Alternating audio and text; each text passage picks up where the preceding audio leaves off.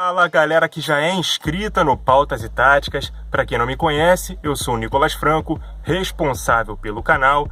Mais uma vez num vídeo com esse formato, mas dessa vez por problemas técnicos.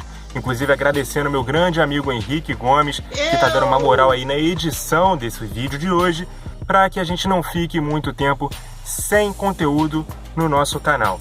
Bom, o assunto do nosso vídeo de hoje serão 5 jogadores que deveriam mudar de posição, sempre diferenciando posição de função, né? Posição que é o ponto de partida do jogador, um rótulo do jogador, o que o jogador é, e função que é o que ele faz. Quais são as valências técnicas e táticas desses jogadores. E é exatamente respeitando as funções que esses jogadores que serão citados no vídeo já fazem que nós vamos sugerir uma mudança de posição para cada um deles, beleza? O primeiro jogador que nós vamos analisar é o Paulo Henrique Ganso, meia do Fluminense, que surgiu muito bem lá atrás no Santos, com muita visão de jogo, qualidade no passe. Porém, é um jogador que depois que sofreu aquela lesão em 2010 no joelho, ele perdeu um pouco do dinamismo, arrisca muito pouco finalizações de fora da área, entra muito pouco na área e sempre muito cobrado para isso. Diante disso, eu sugiro, eu acredito, até não só pelas características dele, mas também pela presença de outro jogador que faz isso melhor que ele, que é o Nenê, dentro do elenco do Fluminense, um jogador que apesar de ser mais velho, é um pouco mais dinâmico, entra mais na área, arrisca mais de fora.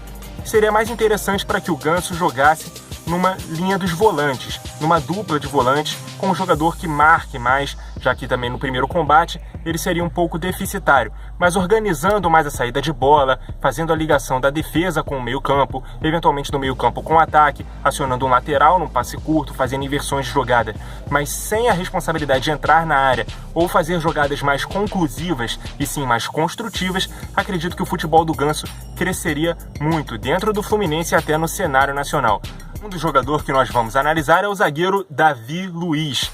Ele que todo mundo conhece, quais são as suas valências técnicas, que a maioria delas é no ponto de vista ofensivo, né?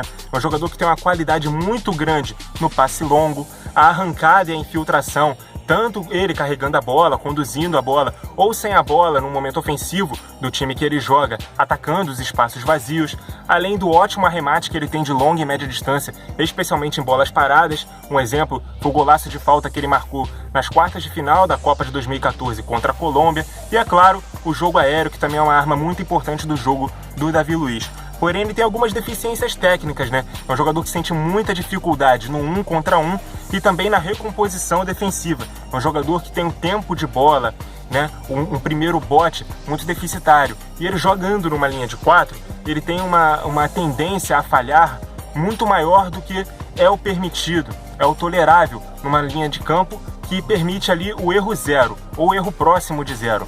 Então, pensando nisso, o José Mourinho, na primeira passagem dele pelo Chelsea, ele chegou a testar o Davi Luiz como um primeiro volante, e na segunda passagem dele, o Antônio Conte o colocou numa linha de 3 zagueiros. Por quê? Porque ali ele teria as suas valências técnicas mais priorizadas e suas falhas defensivas mais controladas. Ele, que é um zagueiro muito instável, seria mais controlado, jogando numa linha à frente, fazendo a proteção da defesa e não sendo protegido, sendo que nas costas dele não teria ninguém, ou até mesmo controlado com outros 2 jogadores da posição. As falhas dele muitas vezes sobrecarregam um outro jogador, um outro zagueiro, numa dupla de zaga, numa linha de 4. Então acho que o Davi Luiz deveria pensar, e os técnicos dele também, por que não, em migrá-lo de posição, passar a usar ele como um primeiro volante, ou eventualmente numa linha com 3 zagueiros, assim como o Antônio Conte fez.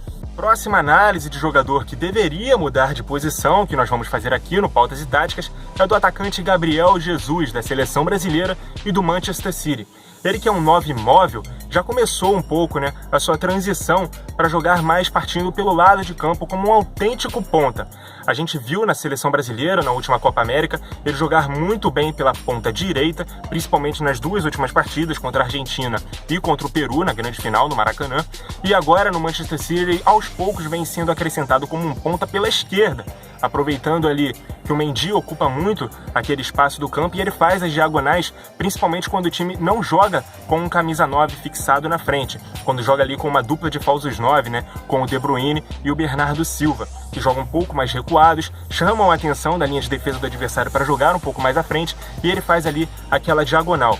Nas palavras do Pep Guardiola, que é o treinador dele no Manchester City, o Gabriel Jesus não é um jogador muito especial dentro da área, de costas para marcação ou no 1 contra 1, né, diante dos goleiros ou até mesmo contra os zagueiros, contra os defensores que são mais fortes fisicamente do que ele.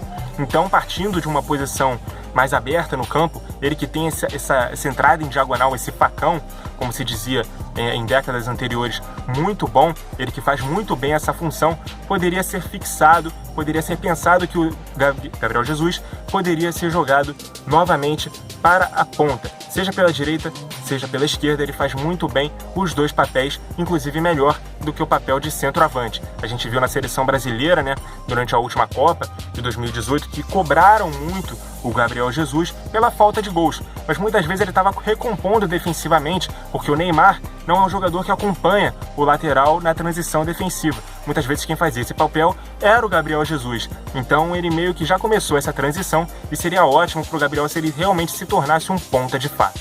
Nossa análise, agora chegamos ao Marcelo, lateral esquerdo do Real Madrid, cuja qualidade técnica é indiscutível, jogador com domínio excelente, muito bom driblador, é um jogador que tem uma capacidade de passe muito grande, visão de jogo muito apurada, chuta com as duas pernas, mas é um jogador que deixa muitos espaços às suas costas, muito porque ele parte de um posicionamento mais avançado quando deveria compor a linha de 4. Ele é um lateral diferente, por exemplo, do Roberto Carlos, a quem é constantemente comparado, que era acionado ali no lado esquerdo fazendo o overlap, aquela ultrapassagem, quando um jogador centralizado, quando tinha a bola no seu lado do campo, acionava o Roberto Carlos, que se apresentava correndo em direção à linha de fundo para se apresentar como uma opção de passe.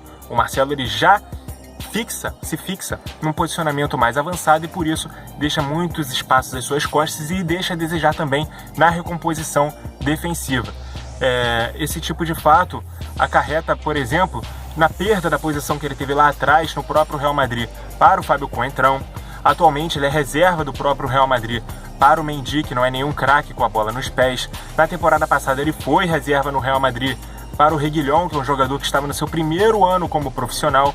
Então um cara com o talento que ele tem não deve se submeter a isso. É um jogador muito talentoso até mesmo para a própria posição dele.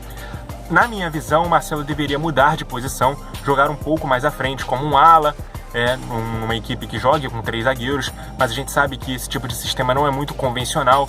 No Real Madrid seria meio que inviável pela profusão enorme de jogadores de meio campo que o clube tem, que o elenco está recheado. Portanto, o Marcelo eventualmente jogar como um meio aberto pela esquerda, né, como um winger, como se diz na Inglaterra, atacando a linha de fundo, ou mesmo como um ponta, jogando num trio de ataque, a exemplo do Gareth Bale, companheiro dele de Real Madrid, que também fez essa transição da lateral para a ponta. Inclusive o Marcelo poderia jogar na ponta direita, explorando ali as entradas na área em diagonal, a finalização com o pé esquerdo, como o próprio Bale também fez. É um caminho que seria difícil para aceitar, né? Mas que não custa nada testar num amistoso, numa pré-temporada. Com certeza o Marcelo teria muito ganho técnico com isso e o Real Madrid poderia se aproveitar, já que o próprio Bale está de saída, o Rodrigo não conta 100% com a confiança do Zidane para começar jogando partidas muito importantes, especula-se que ele possa ser emprestado. Então por que não? Se o Real Madrid não conseguir buscar no mercado um Mbappé, um Sterling, um Sadio Mané, como vem sendo especulado, por que não usar o Marcelo por ali, trazer de volta o Reguilhón, ter 2 opções mais seguras para lateral e ter um novo Marcelo no seu elenco. A seleção brasileira, da qual ele também está de fora, também poderia agradecer muito em ter um Marcelo mais ofensivo à sua disposição. Agora, para fechar nossa análise, falamos sobre o melhor jogador do mundo, Lionel Messi. Ele que já flutuou em tantas posições pelo campo ao longo dos anos, em sua evolução técnica e tática. Ele que começou no Barcelona, jogando ali naquele trio que tinha ele, Samuel Eto'o e Ronaldinho Gaúcho, ele e o Ronaldinho fazendo funções muito parecidas. O Ronaldinho destro pela esquerda, cortando para o meio, o Messi canhoto pela direita, fazendo a mesma coisa, explorando as diagonais e a sua velocidade. Porém, quando o Pep Guardiola chegou ao Barcelona, ele migrou imediatamente o Messi de posição imediatamente não, né? Numa partida contra o Real Madrid, ele observou que havia um espaço muito grande entre as linhas de defesa e meio campo do Real Madrid e posicionou o Messi às costas do meio campo. Foi ali um primeiro ensaio que transformou o Messi posteriormente em um falso 9, partindo da referência, recuando e se juntando aos outros 3 meio-campistas, dando ao Barcelona muita superioridade numérica naquele setor central e também abrindo espaços na defesa do adversário, já que um zagueiro, se o acompanhasse, abriria ali um buraco para a entrada de um outro jogador. E se não o acompanhasse, o Messi ficava ali com mais campo para correr. Foi exatamente isso que o Guardiola pensou. Quando o Luis Henrique chegou ao Barcelona e implementou o trio MSN como titulares, né, Messi, Suárez e Neymar, o Messi foi devolvido à ponta direita, fazendo ali a função de um ponta de lança, fazendo as diagonais para dentro, mas aproveitando aquele mesmo espaço que ele aproveitava como falso 9, já que o Suárez era um centroavante muito diferente de todos o que o Barcelona teve ao longo desse ciclo, ao longo dessa evolução tática do Messi. O Suárez é um jogador que empurra a defesa para trás e com isso abre ali um espaço nas costas dos volantes e o Messi poderia flutuar na zona do campo onde ele melhor joga. Eu acho que o Messi deveria se fixar no meio-campo, se tornar ali um camisa 10 moderno, exemplo do Kevin De Bruyne no Manchester City.